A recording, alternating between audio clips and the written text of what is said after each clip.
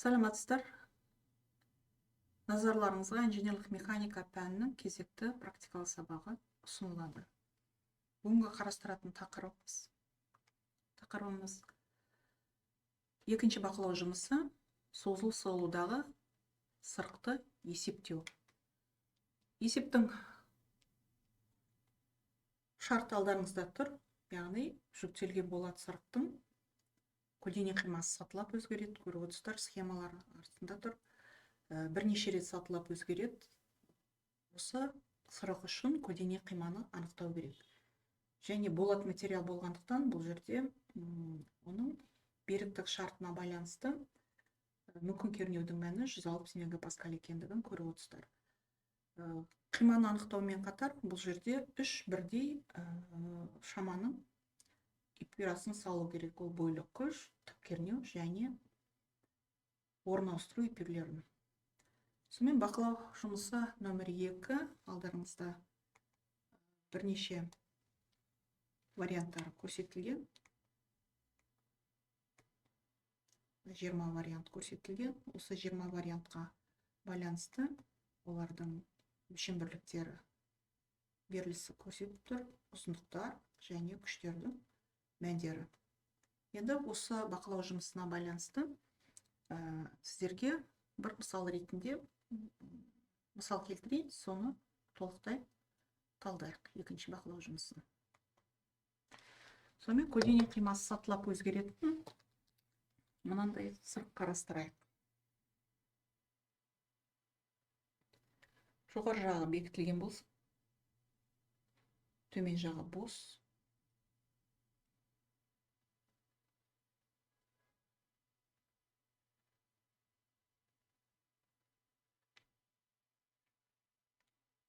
Сырық берілген. Сырықтың өсі бойымен мынандай күштер жүктелсін. Бос жағында 12 килонewton және тағы бір нүктесінде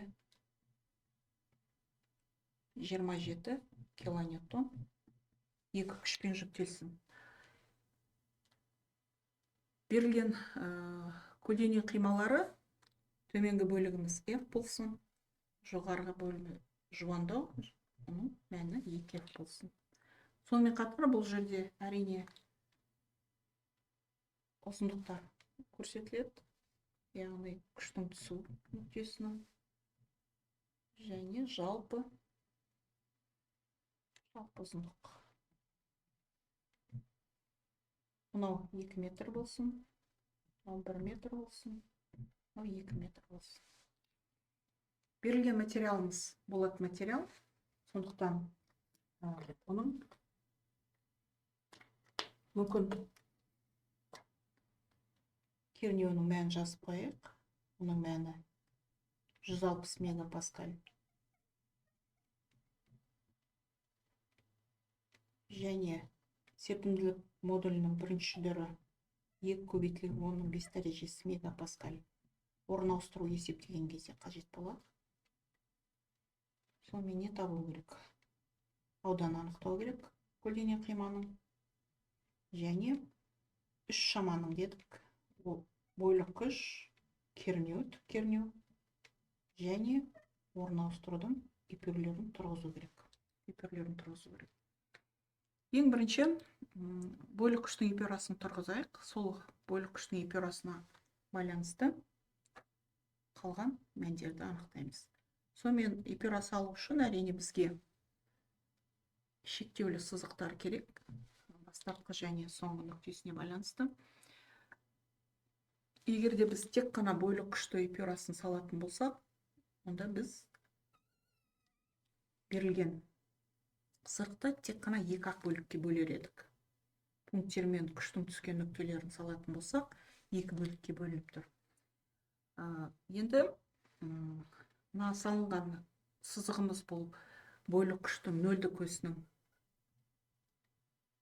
сызығы, эпюрасының нөлдік өсінің сызығы. Енді бастайық. Сонымен бірінші аралықта түсіп тұрған күшіміз, егер қима жағынан тірек жақтан қарайтын болсақ, оның таңбасы теріс болады, ішке қарай итереді, яғни қысылып тұр, сығылып тұр дейміз. Оның мәні 12 секіріс береді, келесі аралыққа дейін тұрақты. Және келесі күшіміз 27, яғни оның таңбасы 10-ға қарай кетеміз, яғни оның мәні 15-ке тең болады. Яғни секірісіміз 27 болу керек. Таңбаларын қойайық.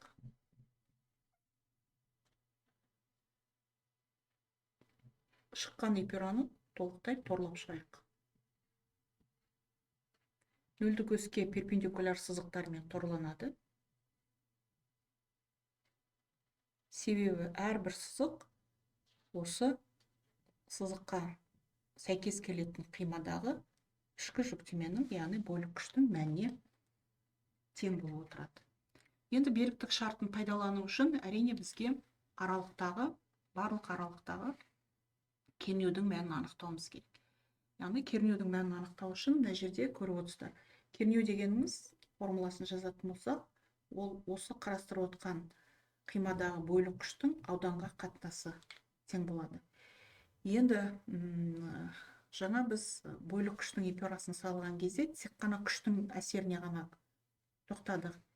Енді көлденең қиманың өзгерісі бар аралықты қарастырмадық. Себебі бұл жерде бізде ерекшелік бар. Бөлік күштің эпюрасын салудағы ешқандай да әсер тигізбейді көлденең қиманың өзгерісі. Ал ауданға тікелей тәуелді ол кернеу. Сондықтан мына жерде қосымша тағы да бір аралықты қосамыз. Сонда жалпы алған кезде, бұндай жүктелу кезінде бізде сырығымыз 3 аралықтан тұрады екен. 3 аралықтан. Нөмірлейміз, астынан төменнен жоғары қарай кетеміз, қимаға қарай. Неліктен? Себебі бос жағынан бастаған ыңғайлы. Егер де біз тіректен бастайтын болсақ, міндетті түрде тіректі ашуымыз керек, яғни тіректегі тірек реакцияларын анықтауымыз керек. Яғни артық есеп шығармай, бірден бос жағынан бастап алып кеткеніміз дұрыс, бөлгеніміз. Сонымен әрбір аралықтағы кернеудің мәнін анықтайық. Сигма 1 дегеніміз осы қарастырып отырған қимадағы бөлік күштің ауданына қатынасына тең. Бөлік күшіміз -12, оның 3 дәрежесін бөлем ауданы бірінші аралықтың F. Келесі екінші аралыққа өтейік. Екінші аралықтың N2-ның эффектке қатынасы өзіне сәйкес ауданға. Бұл жерде аудан мәніміз, күштің мәні 12 килоньютон, ауданы 2F. Сондықтан мына жерде -6, оның 3 дәрежесі бөлінген F-ті құрайды. Сол сияқты үшінші аралықты анықтайтын болса, ол N3-тің F3-ке қатынасы немесе эпюрадағы мән бойынша 15, оның 3 дәрежесі ньютон бөлеміз 2F. Бұл жерде 7,5, оның 3 дәрежесі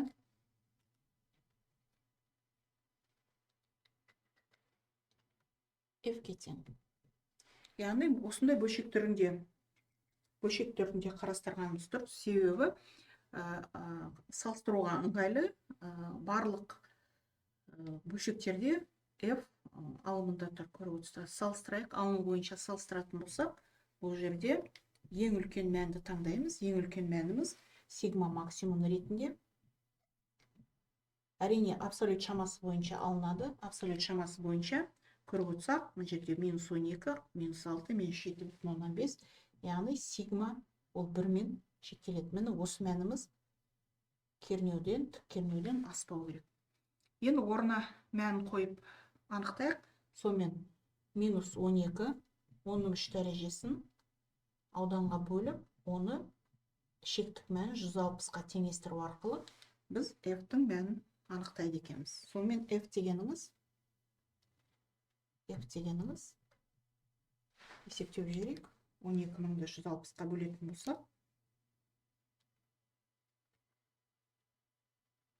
75-ке тең болып тұр. 75 миллиметр квадрат. өлшем бірлігін миллиметр квадрат. Себебі мегапаскаль дегеніміз ол ньютон бөлінген миллиметр квадрат. Өлшемдерді күштің өлшемін біз ньютонға айналдырдық, ал мегапаскальды қалдырдық миллиметр квадрат. Енді осы анықтаған кернеудің мәні дұрыс терістігін білу үшін әрине біз қайтадан кернеудің орнына қояйық, салыстырайық, беріктік шарты орындалады ма екен. Бір жағынан біз тексереміз, екінші жағынан біздер оны қаншалықты дұрыс таптық оны білеміз. Бір жағынан, екінші жағынан, яғни кернеудің мәні есептеуге мүмкіндігіміз болады. Сонымен сигма 1 қайтадан орнына қояйық. Оның мәні минус 12, оның 3 дәрежесін 75 миллиметр квадратқа бөлем. Келесі сигма 2-ні бірінші жазып алайын, сосын қазір минус 6, оның 3 дәрежесін 75-ке бөлем. Және соңғы сигма 3 дегеніміз 7,5 бөлемді, 7,5, оның 3 дәрежесін бөлем 75-ке. Тең болады. Бірінші 12,000-ді 75-ке бөлейік.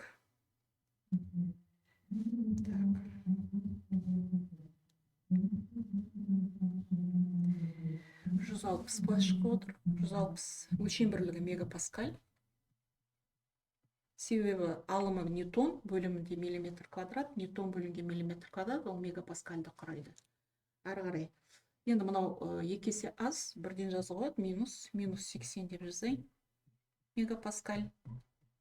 Және үшінші мына жерде енді 10 дәрежесін беретін болсақ, бұл 100 болайын тұр. 100 мегапаскаль. Мұны алдарыңызда есептеп болдық. Енді әрқайсысын аралықтағы мәндерді салыстыратын болсақ, шектік мәнмен, яғни беріктік шарты орындалып отыр. Барлық үш аралықта да ол шектік мәннен аспай отыр.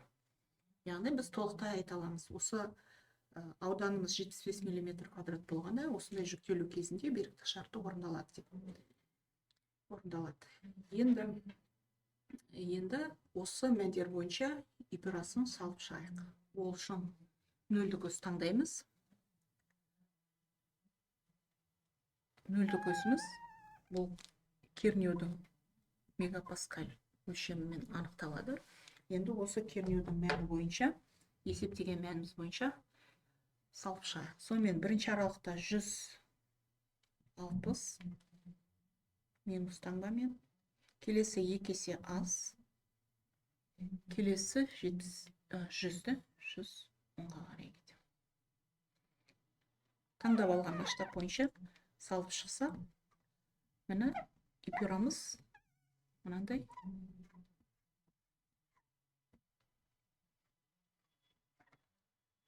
Так, мәндерін жазып қояйық.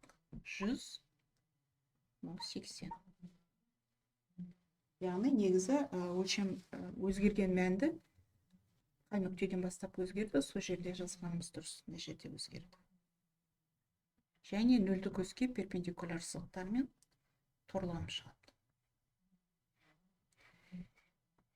Енді екі эпюраны егерде салыстыратын болсақ, көріп отырсыздар, бірінші эпюрада тек қана, біз білеміз бойлық күште, тек қана күштің түскен нүктелерінде секіріс беретін болса, онда кернеудің эпюрасында қосымша тағы да секіріс пайда болады, яғни көлденең қиманың өзгеріс бар нүктеде, ол жерде де секіріс сәйкес келеді. Ары қарай енді осы қарастырып отқан қиманың орын ауыстыруды, жүктелу барысында орын ауыстыруын анықтайық. Сонымен орын ауыстыру тікелей деформацияға тәуелді екенін білеміз, яғни орын ауыстыру деформацияның салдары, ал ұзындықтың өзгерісіне тікелей байланысты формуласын жазатын болсақ, NL-дің EF-ке қатынасын береді. Енді осы формуланы пайдалана отырып, біз орын ауыстыруларды анықтайық. Енді орын ауыстыруды анықтау үшін әрине бізге не керек? Бізге ерекше нүктелерді белгілеп шығуымыз керек. А, Б, бұл нүктелер күштің түскен нүктелері, көлденең қиманың өзгерісі бар нүктелер, және мына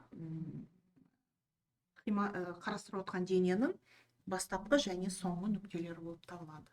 Сонымен неліктен біз А нүктесіне тіректен бастап отырмыз? Себебі тіректе қатаң бекітпеде ешқандай да қозғалыс болмайтынын білеміз, иә.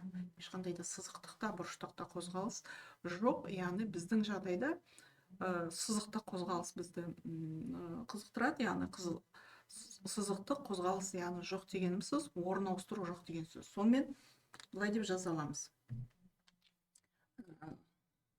А қимасының орын ауыстыру нөлге тең деп жазамыз. Ары қарай келесі қимаға өтеміз.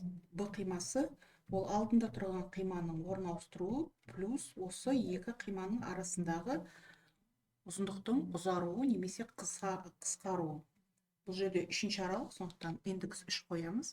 Енді ары қарай толық ұзарудың формуласына, жоғарыдағы формулаға сала отырып, n-іңіз бұл жерде 15 килоньютон, ньютонға айналдырамын. Көбейтемін, өзінің ұзындығы 2 метр, оның 3 дәрежесін көбейтемін метрді миллиметрге. Е-нің мәні 2 көбейтілген 10-ның 5 дәрежесі көбейтіледі ауданы. Ауданы бұл аралықтың 2 көбейтілген 7 5.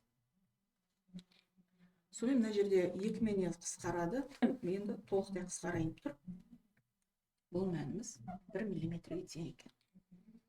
Келесі қимаға өтейік. С қимасы дельта Б плюс дельта L2 плюс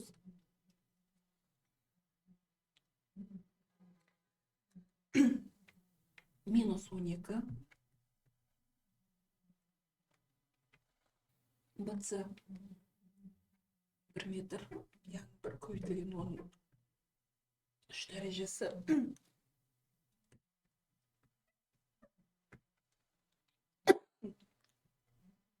аудан 2F. 10-ның 3 дәрежесімен 3 дәрежесі мына жерде 5 дәрежемен 1 дәреже қалады. 6 қалайында отыр. Ары қарай есептеймін. Жоғары жағында 60-ды. Так, бөлемін 150-ге. 0,4. Алды минус, сондықтан бұл жерде минус 0,6 миллиметрді тең болып отыр.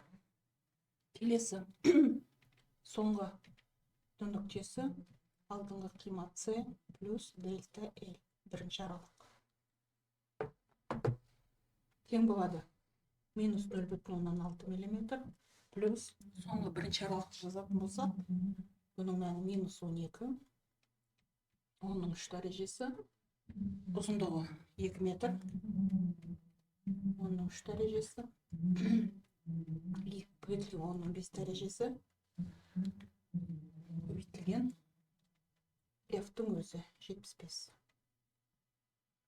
Так, ықшамдайық. 2 мен 2-ні қысқартып аламыз, оның 3 дәрежесі 6 дәреже. Бұл жерде 1 дәреже қалады. Яғни 120-ның 75-ке қатынасы. Бұнда мына жерде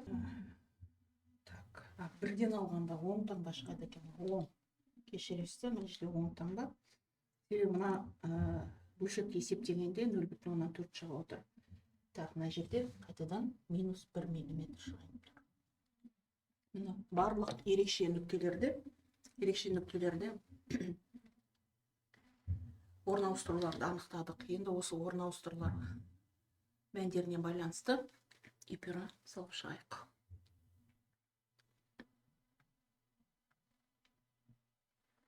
Так, нөлдік өз сырықтың үстіне параллель сызық ары қарай жалғастырайық.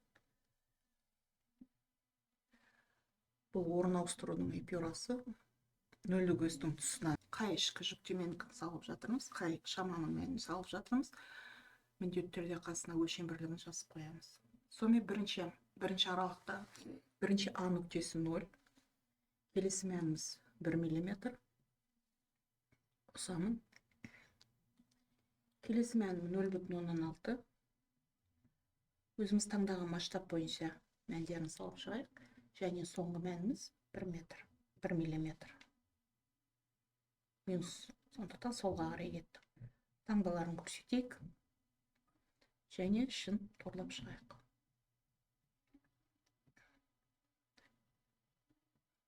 Байқап отырсыздар, орын ауыстырудың эпюрасы алдыңғы екі эпюраға қарағанда тіпті өзгеше шығып отыр. Яғни ол түзу сызықтардың жаңағы сынық түзу сызықтардың жиынтығы болып шығып отыр. Яғни бұл жерде әрбір сынған нүктесінде міндетті түрде күш түсіп тұру керек, немесе көлденең қиманың пішіні өзгеру керек, ауданы өзгеру керек. Міне алдарыңызда созылу соғылуға қатысты сырықтың толықтай есептеуі қорытылды. Назарларыңызға рахмет, сау болыңыз.